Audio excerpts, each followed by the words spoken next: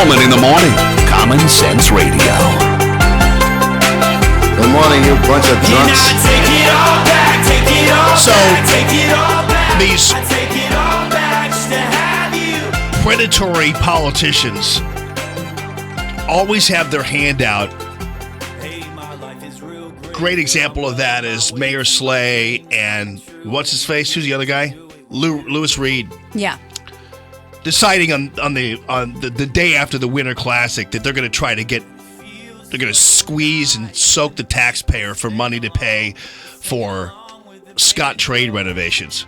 What is one of them, like the scoreboard? Yeah, they want to improve the scoreboard, seating, concourses, locker rooms. And the Blues don't have the money to pay for a scoreboard? I think that the last thing I read was that they're putting up $10 million of their own. They ought to put up all of it.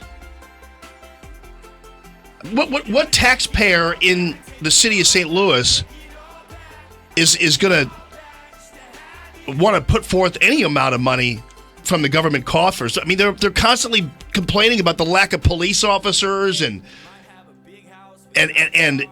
fire trucks and all this kind of stuff, and then they turn around and they're like, "Yeah, let's ask for more money for a scoreboard for a wealthy sports team."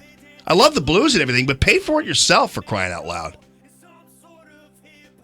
And I'm glad to see that Eric Greitens has come out and said, there's no. There's not going to be any money for a stadium or nothing. Forget it. And it's about time we told them just to forget it completely. President Obama is going to be giving his farewell address in Chicago next week, Tuesday. As I was going to sound. Hey, everybody. Wait, what was that? Wait, what? if he can get a few words in between the gunfire, it'll be fantastic. Remember Obama when he talked about how Trump ought to stop whining about the election results? Remember he insisted because about the rigged elections? Here, listen to this. See if I can find this. Trying to discredit the elections and the election process before votes have even taken place. It's unprecedented. It happens to be based on no facts. Like your sanctions, you mean? Every expert, regardless of political party, regardless of ideology, conservative or liberal, who has ever examined these issues in a serious way will tell you that instances of significant voter fraud are not to be found, that keep in mind elections are run by state and local officials, which means that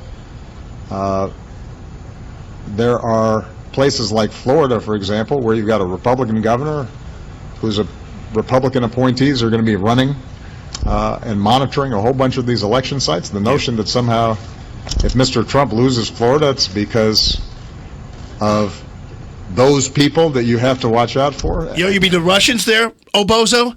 I mean, really? Boy, I'm telling you, just counting the days for that White House door to kick him in the butt. Out of here. Doug Giles, everybody. Good morning. Doug Giles. It's only through your show, your Clash Daily, other sources for news, would you even get that kind of intel? Talk about privilege. There's your privilege right there. A guy who can just sit there on October 16th and talk about how there's no way he can affect elections. And then all he's talking about are the Russians to the point where he even issues sanctions against them. That's some privilege right there, Doug Giles. How you doing? Jamie, Obama is definitely a silly goose, man. Happy New Year. Hey, the last time we talked, I think George Michael was still alive, Debbie Reynolds was still alive, Carrie Fisher was still alive, and Mariah Carey's career was still alive. We should never take a vacation, buddy. I know. People drop like flies, man. Hey, in all seriousness, Jamie, I wonder what George Michael and Debbie and Carrie Fisher knew about Hillary Clinton. Oh, it's just another one of those. Hello, Jamie. Yeah. Hello. That's why you have me on every Tuesday, big dog. I connect the dots, brother. Right. I connect the dots. Well, it seems like the one dot that also can be connected then, would the Russians have hacked into Mariah Carey's sound system of some sort, maybe? Who knows? I think they hacked into her synapses, or is it synapses? I don't know. I went to public school via Stoli vodka. That's how they hacked into that that Mariah meltdown. Wasn't that the most delicious thing? See her strutting around like a transvestite in that one-piece nude bathing suit, surfing around in those 14-size stilettos. And nobody sings anymore, Jamie. Remember in our day, you go to a Boston concert, boom, they're killing it. They're actually singing the song. Van Halen, they're singing it. Ozzy Osbourne, as rough as that cat was, he actually sang the songs. Nobody sings anymore. I was watching iHeartRadio last night, going between when Megyn Kelly came on. It's like, I'm not going to give her any money. So I went over to the iHeartRadio. Britney was on and some other young chick singing about fornication and STDs or something. Nobody sings anymore. They're all lip syncing. They don't even try like Milli Vanilli to match their words, with the music. They're just up there flapping. Well, and there's just no talent. I thought Mariah used to could be able to sing, but what happened? Everybody in the studio is laughing right now because I've spent some part of the morning defending Mariah Carey. So. Then Mariah Carey. I'm sorry, no. Oh my God, man! Here was Nick Cannon. You need to befriend Nick Cannon on Facebook. He needs to sit you down and take you to church about Mariah. I know. I must be. I know I'm off because I've been actually told by Katie and Denise that I am off. But for some reason, I don't know why I'm so protective of these people. I fear that some people want people to fail. And here's the problem though. I assume that everybody's lip syncing anyway. So it's much like I assume that the media is lying to me. I assume when I see somebody performing that they're not really singing anyway. That's what I love about shows like America's Got Talent and The Voice is that, man, we actually find in this American morass of human beings people that can actually wail. And I'm tired of it. Like I said, yeah. I don't assume that anymore.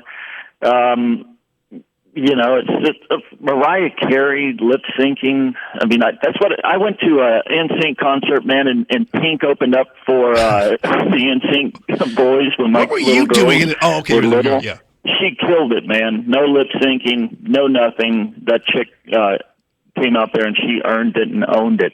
Like, I assume that the dude from Maroon 5, there's no way he's really singing half that stuff he's singing. It's all auto-tuned and everything else, I think.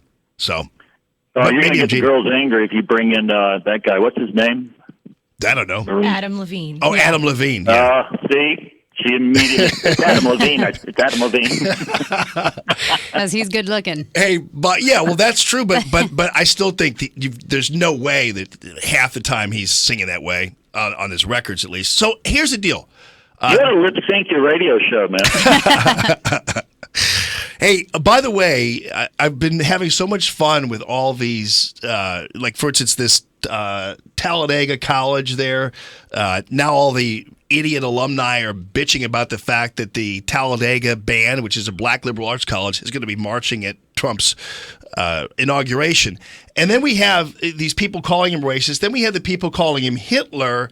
And I'm wondering, what do all the Hitlerites, like the people like Glenn Beck, what does Glenn Beck say about the guy who's currently being attacked for defending Israel too much when they've just called him Hitler? Yeah, and there's a big campaign to hashtag literally Hitler that's going around social media with the multitudinous, ubiquitous morons.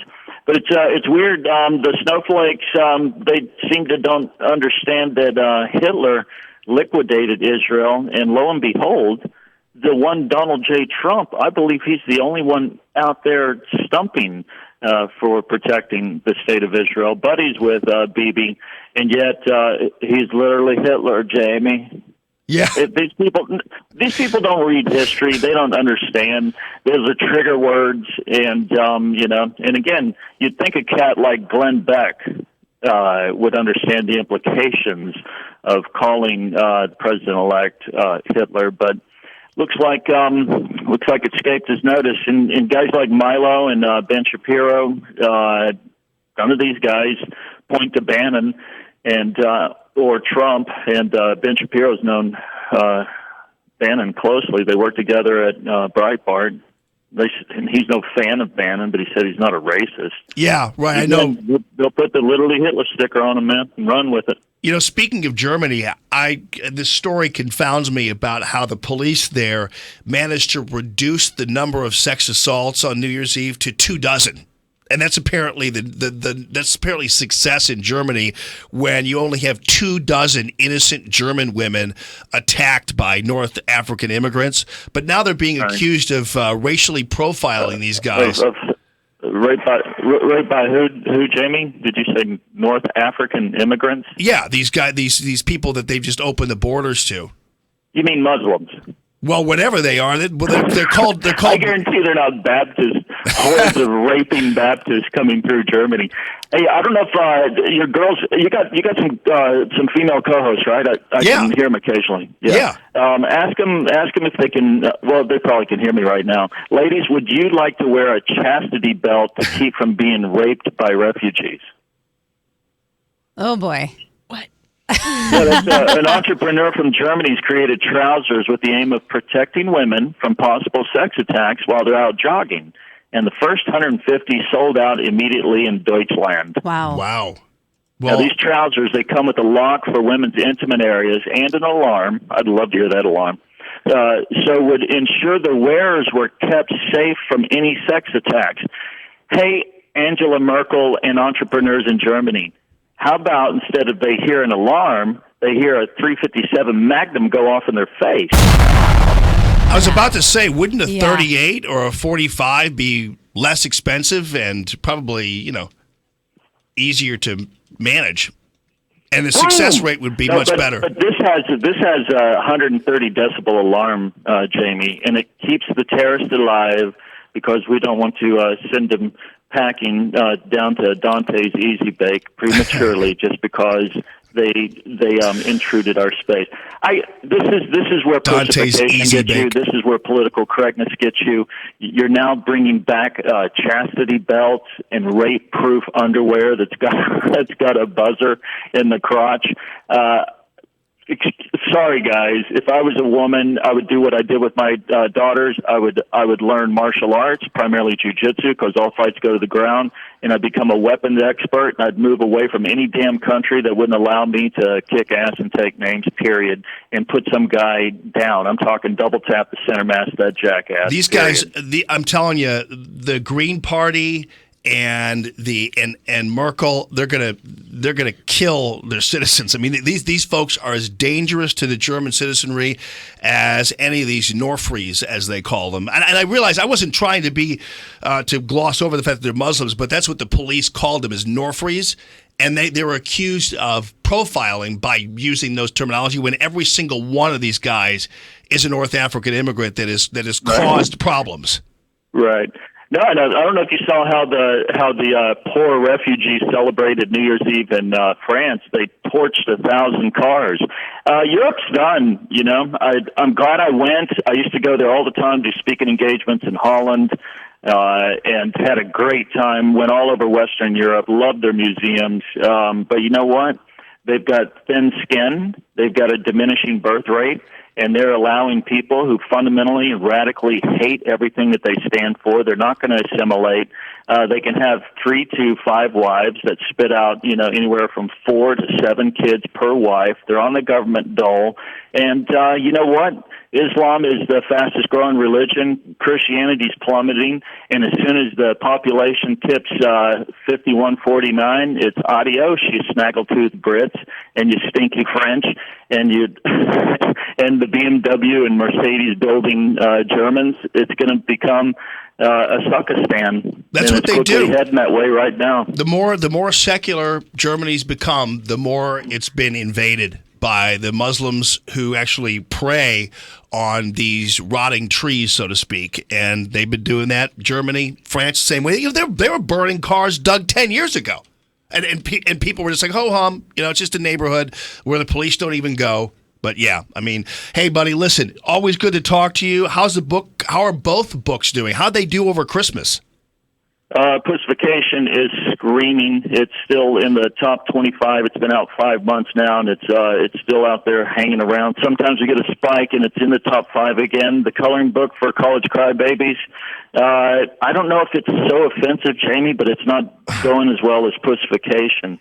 I actually had this guy buy a bunch of them and return them. He said, I didn't know I was going to have this kind of cursed language and cartoons in. It's like, have you not followed me at all? That's what I trade in. Yeah. It's a gift from God. He ran into he and his friends are too lazy to color. That's their problem. No, they hit a truth sickle, man, and they didn't want to digest it. Right on, brother. Okay, ClashDaily.com @Doug_Giles. Happy New Year, brother. Happy New Year, man. Stay rowdy 2017. Jamie Allman's year. You too, friend. Yours too. See you, buddy.